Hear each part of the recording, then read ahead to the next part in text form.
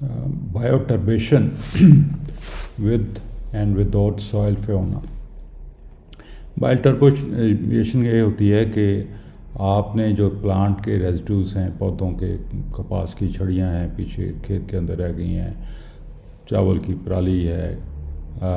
गंदम के नाड़ है, या कोई भी मक्खी के टांडे हैं, कोई भी चीज़ जो है वो आपने फसल काट ली और उसके बकाया जात जो हैं आपके बेड्स के ऊपर पड़े हैं, तो बेड्स के अंदर वो तब मिक्स होंगे कि अगर हमारा फायोना यानी कि माइक्रोब जो हैं वो अच्छे तरीके से काम कर रहे होंगे। अगर वो काम नहीं कर रहे तो फिर उसका मिक्स होना सॉइल के अंदर मुश्किल है, बल्कि होता ही नहीं है। ये वीडियो मैं बना रहा हूँ आप लोगों के लिए इसी चीज़ को दिखाने के लिए कि जो सॉइल के अंदर माइक्रोब्स हैं वो किस तरीके से आपके जो प्लांट रेजिड्यू है या पौधों के बकाया जात हैं उसको ज़मीन के अंदर मिक्स करते हैं, ताकि एक तो रिसाइकल प्रोसेस कंप्लीट हो जाए, ज़मीन पल्वराइज हो जाए, ज़मीन के अंदर ऑर्गेनिक मैटर बढ़ जाए और पौधे जो हैं ज़्यादा सेहतमंद तरीके से ग्रो करें। तो ये एक बहुत इम्पॉर्टेंट स्लाइड है जो मैं बना रहा हूँ आपको, और उसके लिए आप देखिएगा कि बाईं तरफ जो स्लाइड है, यानी कि स्लाइड का जो हिस्सा है,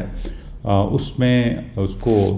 गर्म करके उसके अंदर जितने भी माइक्रो ऑर्गेनिज़म्स थे उनको मार दिया गया। उसमें थोड़ी सी आप देखेंगे कि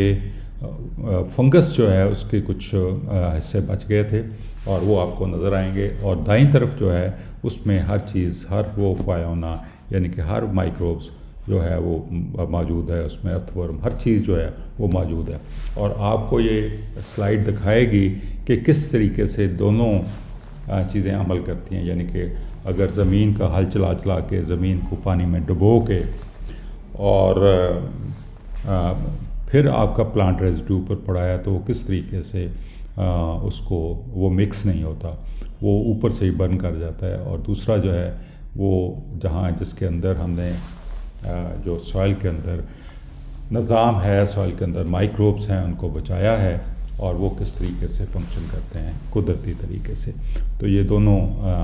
साइड बाय साइड आपको चीज़ें नज़र आ रही हैं। शुक्रिया।